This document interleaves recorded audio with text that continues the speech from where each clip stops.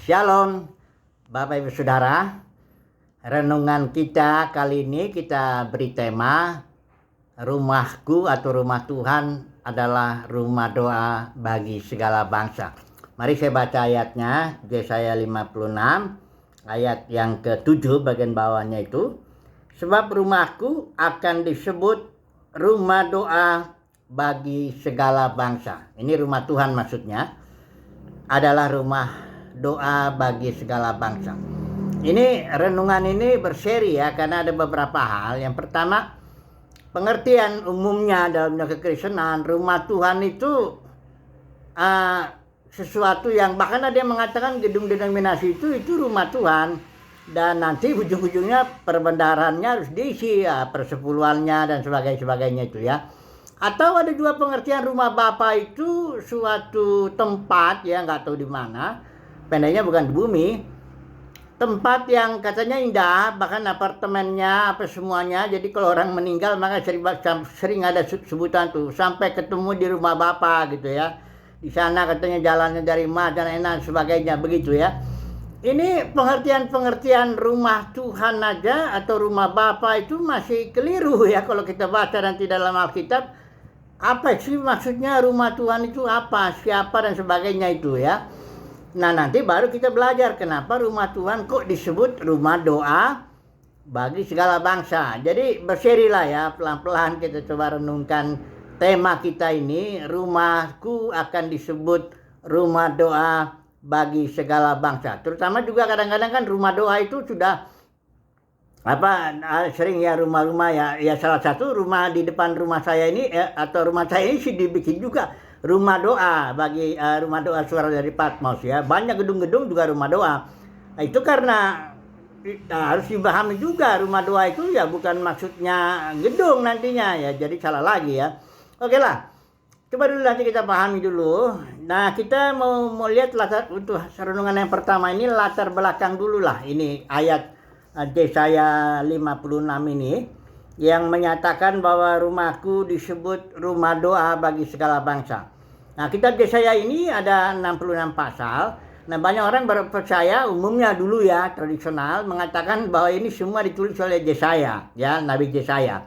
Tapi belakangan penelitian bahwa ini kelihatannya enggak ditulis oleh Yesaya semua, karena setelah diteliti lebih jauh lagi, maka banyak orang percaya sekarang Yesaya pasal 1 sampai 39 itu barulah ditulis oleh Nabi Yesaya ya. Karena berita-beritanya itu soal teguran, keluhan ke bangsa yang berdosa dan sebagainya. Tapi mulai masuk pasal 40 sampai 55 ini penghiburan ya. Saudara baca itu. Jadi banyak ahli percaya bahwa ini suara kenabian yang tidak diketahui namanya, tapi dia melayani di zaman Israel dibuang.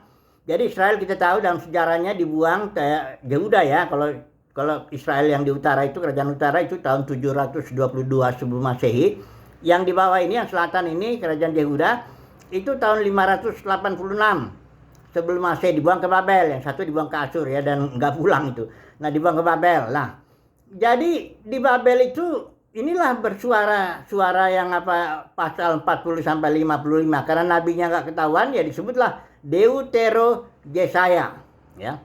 Tetapi dia ke bawah lagi pasal 56 sampai pasal yang terakhir, ini beda lagi suaranya, suara kenabiannya.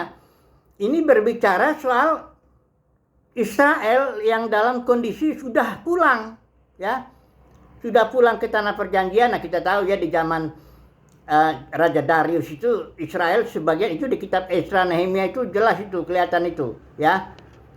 Orang Israel boleh pulang ya untuk membangun bait suci itu di rombongan Ezra rombongan Jerubabel. Ada 3 rombongan tuh. Ada nanti rombongan Ezra, ada juga rombongan Nehemia. Kita bicara dulu lah ini yang rombongan Jerubabel ini ya. Pulanglah mereka setelah 70 tahun ditawan di Babel, pulang mereka supaya bangun bait suci. Rumah Tuhan dalam konteks itu nanti kita lihat rumah Tuhan dalam konteks perjanjian lama ya memang bangunan fisik, karena nanti kalau Yesus bilang nanti kan lain lagi. Oke lah, jadi pembangunan bait suci di dalam kepemimpinan Jerubabel tidak berjalan lancar, banyak masalah. Nah memang kondisi Yerusalem udah hancur semuanya, bait suci yang itu yang dibangun Salomo itu, bait suci pertama biasa disebut ya, itu juga rumah-rumah apa istana-istana apa udah hancur semua, sehingga kondisinya itu sangat memprihatinkan lah. Sehingga ketika Zerubabel mau membangun, banyak juga orang Israel akhirnya mikirin rumahnya sendiri aja dulu lah, apalagi dapat tantangan dari orang-orang sekitarnya ya. Itu ya akhirnya ditegur lah oleh Nabi Hagai itu ya, ada teguran-teguran ya. Kemudian Israel juga setelah dia berjalan itu tertunda sempat 14 tahun itu membangun bait suci itu, rumah Tuhan konteks itu ya. 14 tahun terhenti karena Israel udah kembali kacau lagi ya. Bahkan para pemimpinnya juga, imam-imamnya juga zaman Nehemia itu kelihatan tuh ya, sangat-sangat rusak jadinya kondisi itu, dan kondisinya sangat inilah. Umumnya pada orang Israel waktu pulang dia dari Babel itu ke Yerusalem, perjalanan juga 3 bulan gitu ya kurang lebih. Itu udah digerakkan Tuhan, mereka penuh semangat, penuh pengharapan ya.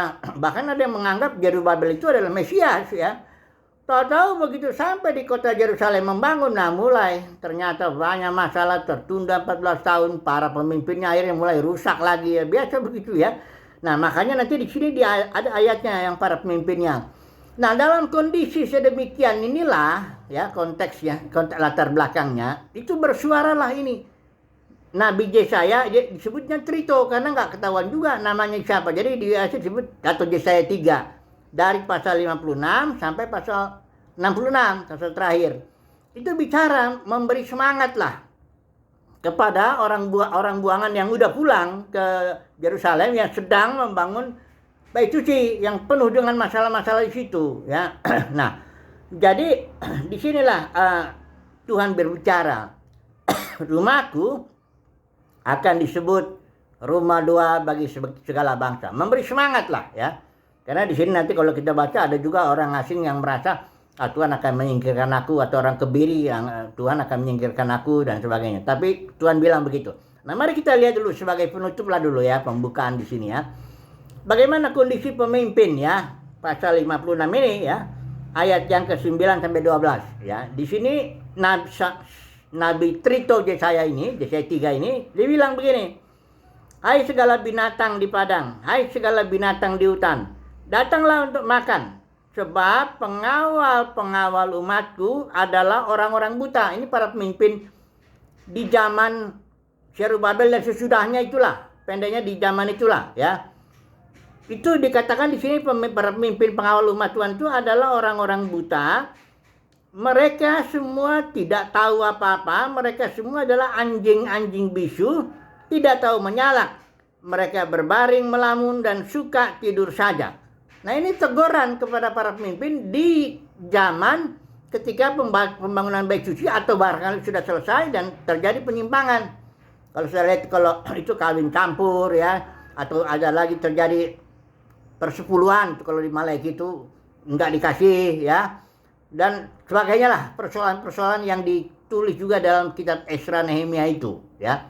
Ini Nabi ini bersuara. Nah, jadi sebagai penutup dulu ini ya, pembukaan ini, rumah doa bagi segala bangsa. Mengapa Tuhan berkata bahwa rumahnya itu adalah rumah doa bagi segala bangsa? Kita harus tahu kondisinya ya, ketika itu sangat kacau, para pemimpin, para pengawal umat Tuhan, udah kacau-kacauan lah ya. Sudah bahkan bangsa Israel juga sudah patah semangat juga ya.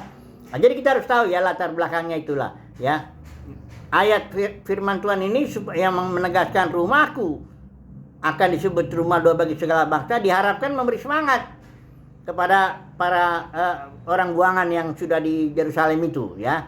Nah, inilah dulu ya sebagai pembukaan kondisinya ya, latar belakangnya. Baru nanti kita akan pelan-pelan kita jelasin maksudnya rumah doa, rumah Tuhan itu apa. Itu dulu mesti dijelasin, mesti jelas dulu itu ya. Karena beda itu konteks perjanjian lama nanti dengan rumah Tuhan yang konteks perjanjian baru. Karena Yesus bilang tentang bait suci yang kedua itu yang dipugar Herodes ini, yang dibangun Zerubabel dipugar Herodes. Bagus banget. Yesus bilang rubuhkan rumah ini ya, ini bait suci aja aku akan bangun lagi 3 hari ya. Bukan yang itu, bukan bangunan ya. Jadi oke lah, cukup dulu sekarang renungannya bahwa rumah Tuhan akan disebut rumah doa bagi segala bangsa. Nanti kita lihat pengertian-pengertian berikutnya ya. Haleluya. Amin.